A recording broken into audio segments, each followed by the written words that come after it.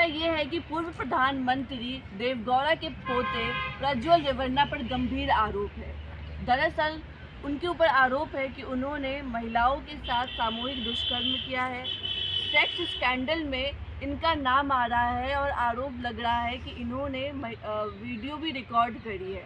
और इसी बीच इनका बयान सामने आया है प्रज्वल रेवन्ना का कि मुझ पे आरोप लगाया जा रहा है, ये सब मेरी छवि धूमिल करने के लिए किया जा रहा है। हालांकि प्रज्वल रेवन्ना जर्मनी भाग चुके हैं। इस पे आरोप लग रहा है कि ये महिलाओं के साथ सामूहिक दुष्कर्म करते हैं। ऐसे नेताओं को टिकट देना बहुत गलत है। तो चतुर्वेदी जी, कैसे देख रहे हैं आप इस मामले को?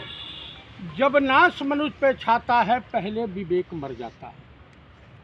ये लाइन लिखा है महाभारत रश्मि रथी का है, रामधारी सिंह दिनकर।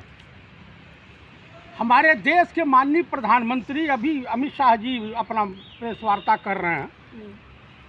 बिना भारत सरकार की मर्जी से, बिना विदेश मंत्रालय की इच्छा के, एयरपोर्ट किसके अधीन आता है? भारत सरकार के अधीन आता है।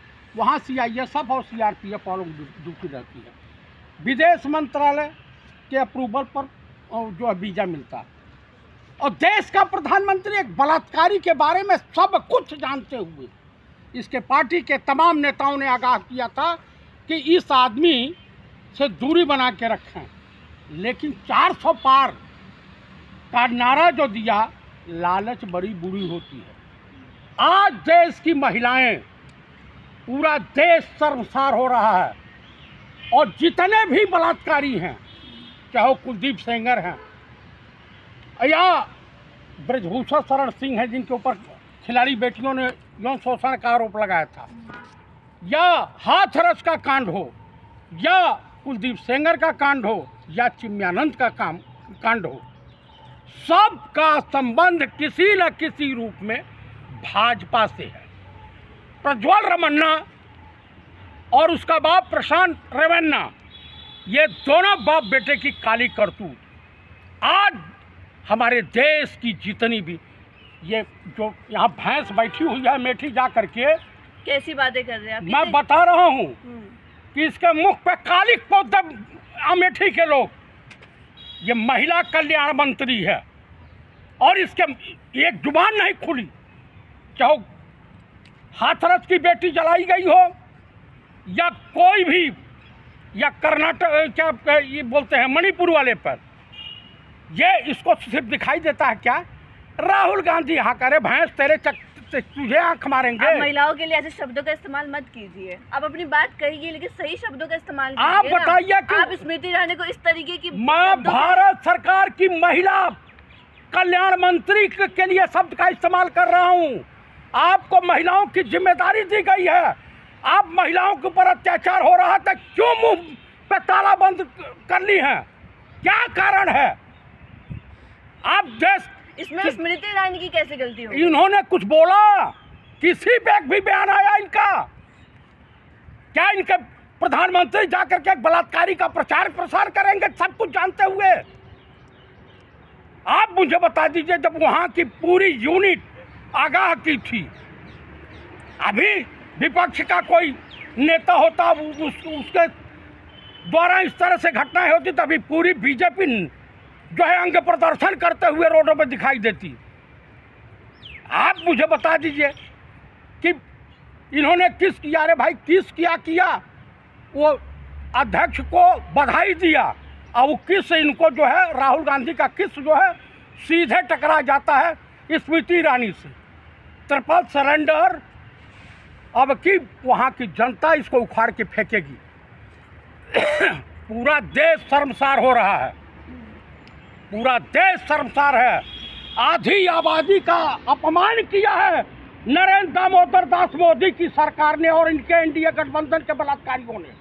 आज मैं दावे के साथ कह रहा हूँ कि बलात्कारियों के, दुराचारियों के, दुष्कर्मियों के अगर कोई सरगना है, उनको बचाता है तो एक ही व्यक्ति, माननीय प्रधानमंत्री नरेंद्र दामोदर दास मोदी। जो नरेंद्र मोदी का हमेशा से नारा रहा है, बेटी बचाओ बेटी पढ़ाओ, क्या लगता है आज वर्तमान समय में 2024 में क्या लग रहा है, क्या ये सफल हुआ ये नारा या असफल है?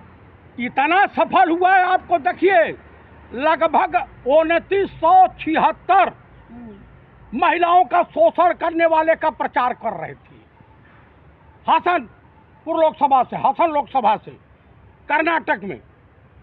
तो कैसे कहा जाए, यही देश का प्रधानमंत्री ने बयान दिया था कि बेटी पढ़ाओ बेटी पढ़ाओ।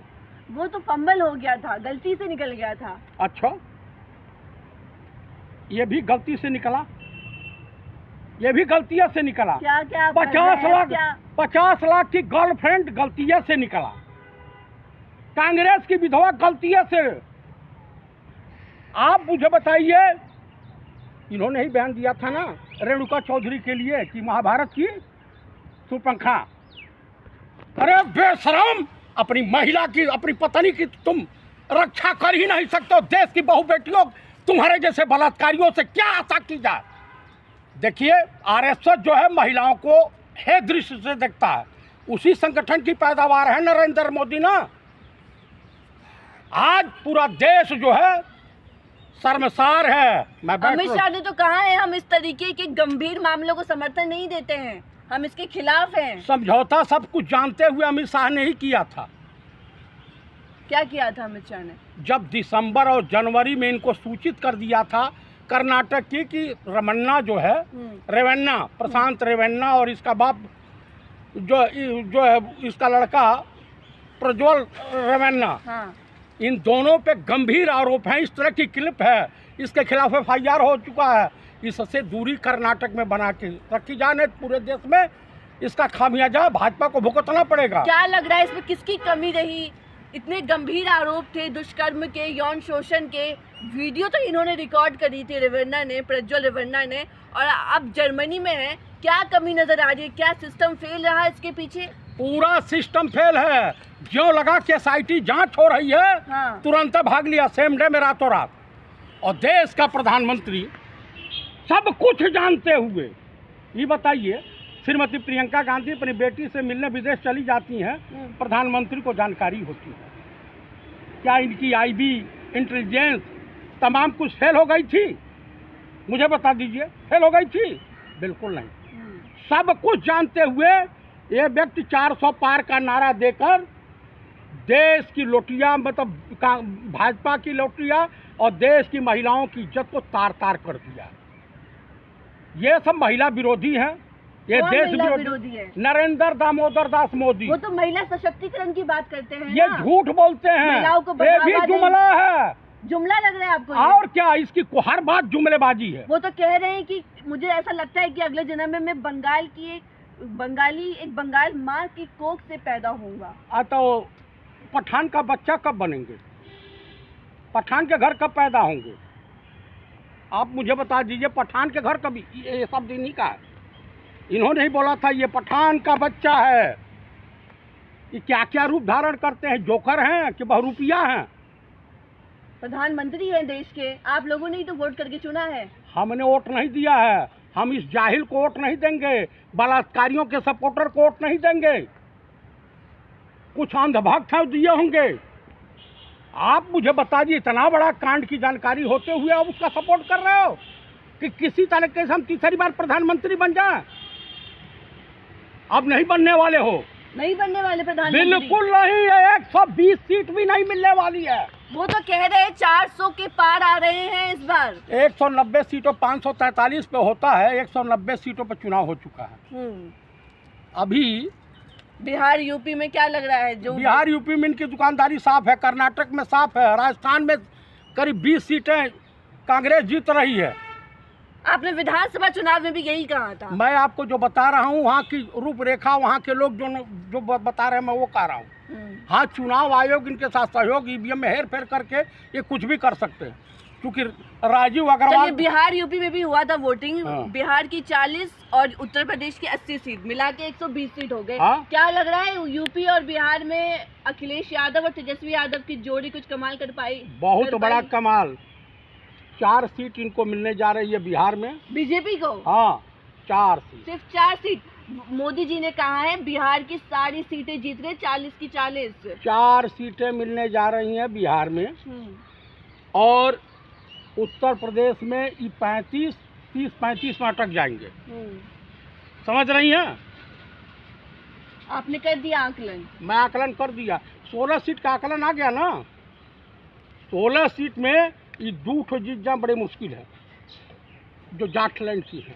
चलिए आखिरी सवाल है, 4 जून को क्या होने वाला है? 2 चरणों की वोटिंग हो गई है, तीसरे चरण की वोटिंग होने वाली है 13 मई को, और 4 जून को नतीजे आने वाले। क्या माहौल नजर आ रहा है? 4 जून को 400 पार सफल हो रहा है या असफल हो रहा है? 4 जून को भाजपा का अंतिम संस्कार है, ये भी दोनों देश छोड़ करके भाग जाएंगे। कौन दोनों? अमित शाह और नरेंद्र मोदी, ये भी भगने के फिराक में है। अरे हिंदू वोटर है मोदी जी के साथ। हिंदू इनके बाप का चपरासी है, गुलाम है। ये बहु बेटियों के बलात्कारियों के साथ हिंदू रहेगा क्या? हिंदुओं को अपनी बहु बेटियों की सुरक्षा नहीं करनी है? आज हमारी बहु बेटियों की रक्षा अगर करनी है तो भाजपा का नाश कर दो, आरएसएस को खत्म कर दो, खत्म कर दो इनको, एकदम इनको नेस्तनाबूद कर दो, क्योंकि जितने बलात्कारी हैं उनके सहयोगी यही हैं। अगर आप लोग कह रहे हैं कि 4 जून को भाजपा हार रही है, तो हाँ। नरेंद्र मोदी का क्या होगा, क्या लगता है? नरेंद्र मोदी उसके बाद जा करके तिहाड़ में हारमोनिया बजाएंगे। तो आप कह रहे हैं तिहाड़ जेल जाएंगे नरेंद्र पक्का मोदी? जाएंगे, जितने घोटाले हुए हैं उस सबका कौन भेजेगा उन्हें जेल? देश का कानून भेजेगा, देश का संविधान भेजेगा। चलिए, तो ये थे हमारे साथ जयप्रकाश चतुर्वेदी जी, इनको आप सुन रहे हैं।